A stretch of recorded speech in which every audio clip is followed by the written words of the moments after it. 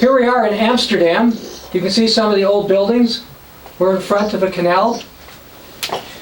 What's going to happen to Christians in Europe? Does the Bible give any ideas? As far as Europe goes, what does Europe have to do with the beasts in the Bible? Well, quite a bit, but we're only going through parts of this today. First, I'd like to talk about a religious connection that we have between Europe and the Bible. If you got your Bibles, why don't you follow along? We're going to start in Revelation chapter 17. In Revelation chapter 17, we read about something interesting. And one part of it that's kind of interesting to me is something that was related to being here in Amsterdam. In Revelation 17, verse 1, this is from the New King James Version of the Bible. It says, "Then one of the 7 angels who had 7 bowls came and talked with me, and saying, 'Come, I'm going to show you the judgment of the great harlot who sits on many waters.'" Well, that's one term for prostitute. Another one comes from a Dutch term called huur, H-U-U-R, which means to rent. And I'll explain why I'm bringing it up in just a moment. Verse 2, "With whom the kings of the earth committed fornication, and the inhabitants of the earth were made drunk with the wine of her fornication." In Amsterdam, our family went on a walking tour. It was called a free walking tour. And they showed us this church. It's called the Old Church. And apparently this church, which is now a very big church, was basically built because of sailors who wanted to, when they came to shore, to engage in fornication with prostitutes. And the Church of Rome decided that they couldn't stop these people from doing this, so the solution was to sell indulgences so men could go out and sin with women. Now that's obviously not what should have been done. What obviously from a biblical or moral perspective should have been done is they should have told the people they shouldn't do this, and the ship captains, etc., should have changed their situations, so perhaps sailors would bring their wives or something along with them so this type of thing wouldn't go on. But instead, this was encouraged because it brought financial gain to a particular church. Verse 3, "So he carried me away in the spirit into the wilderness, and I saw a woman sitting on a scarlet beast that was full of names of blasphemy, having 7 heads and 10 horns.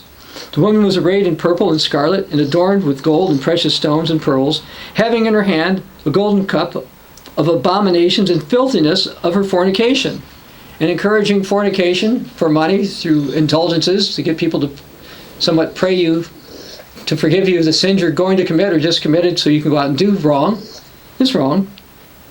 And on her forehead a name was written, "Mystery, Babylon the Great, the mother of harlots and of the abominations of the earth." So what's this got to do with Europe? Well, if you go down, you're going to find out a few more things about this. Because in verse 7, the angel says, "Why do you marvel about this?" And he says, "I'm going to tell you the mystery of the woman." Verse 9, "And this is the mind which has wisdom. The heads are the 7 mountains of which the woman sits." Well, there's a city of 7 hills or 7 mountains. My wife and I have been to it many times. It's called Rome. Now, some people have questioned whether or not this is a reference to Rome, but let's go to verse 18. "And the woman whom you saw is that great city which reigns over the kings of the earth." So you need to have a city that has 7 hills or 7 mountains that actually reigned over the earth. Well, if you look throughout human history, this is not considered a city from, let's say, China, even though it perhaps ruled over aspects there. Now, there is a city of 7 hills that has had some reigning ability. That would be Constantinople, now called Istanbul. But actually, if you look through the Middle Ages, you look through the rise of the Holy Roman Empire, you're talking about Rome, a power that's going to make a deal with a European power. I'm not going to go into Revelation 13, but in Revelation 13, what you read about is that a false prophet is going to rise up, and he's going to support one who's called the Beast. Now, I mentioned we're going to talk a little bit about the fate or the future, if you will, of Europeans who are Christians. What's going to happen to European Christians? Real Christians, not those who just call themselves Christians, but real Christians. I'd like to go to the book of Daniel, Daniel chapter 7, and there's a verse or two I want to read over here. I'm only going to read part of one right now. Daniel 7, starting in verse 25. It's talking about this beast power from the book of Revelation, which you can read about in Revelation 17, 12 and 13 and 14, as well as Revelation 13, verses 1 through 10. In Daniel 7:24, it talks about 10 horns or 10 kings. And then verse 25, this leader, it says, he shall speak pompous words against the Most High, shall persecute the saints of the Most High, and intend to change times and law. Now I want to stop right here in the middle of this verse, because we're seeing two persecutions that are discussed here. One is prior to a 3.5 year period of time, and another one that happens later. Well, we are here, let's read about the second one. So then the saints will be given into his hand for a time, and half a time. So it's a 3.5 year period of time. Any true Christians who will remain in places, especially Europe, are going to be subject to persecution. Now, since we're in Daniel, let's go to Daniel chapter 11. I'm going to start reading something in verse 29. In verse 29, we read about a leader who's known as the King of the North. It says, at the appointed time he shall return toward the south, but it shall not be like the former or the latter. For ships from Cyprus, now actually the word Cyprus is a mistranslation here. It actually means western lands. So someplace from the west is going to come against him, and he's going to be grieved. So this appears to be interference, naval interference from the United States to this European leader. But notice what happens. He's going to return in rage against the Holy Covenant and do damage. The King of the North here is going back to Europe, and he's going to be enraged at the Europeans, not by the American ships who came over here to cause problems, but actually going to be enraged with the Europeans who are supportive of the true Church of God, the true Christians at the end. He shall return and shall regard to those who forsake the Holy Covenant. This leader is going to try to find people who were associated with the true Church of God and try to get them to betray other people. That's what this is talking about. That's what's going to happen in Europe. And forces are going to be mustered by him, and they shall defile the sanctuary fortress, and they shall take away the sacrifice and place there the abomination of desolation. Now we know Jesus talked about this in Matthew 24:15, for example. Those who do wickedly against the covenant, this is against the new covenant, these are Christians, or people who were associated with Christians, people who do bad things against the Christians, he's going to corrupt them with flattery. But the people who know their God will be strong and carry out something. The word great exploits is in italics, so something was added. But what we find out about these people, and if you're a true Christian, and perhaps one in Europe, this next verse may apply to you. And those are the people who understand, in other words, those who are true Christians, again, this is not just limited to those in Europe, shall instruct many. Do you want to instruct many? If you're a true Christian toward the time of the end, if you're a Philadelphia Christian, that's what you're going to be doing. Yet for days, the word many is not in the actual Hebrew here. For days they shall fall by the sword and flame, by captivity and plundering, and plundering. So we see a persecution that's going to affect the church prior to the time of the Great Tribulation. Now when they fall, they shall be aided with a little help, but many shall join them by intrigue, and some of those of understanding will fall to refine them and to purify them and make them white until the time of the end, because it's still the appointed time.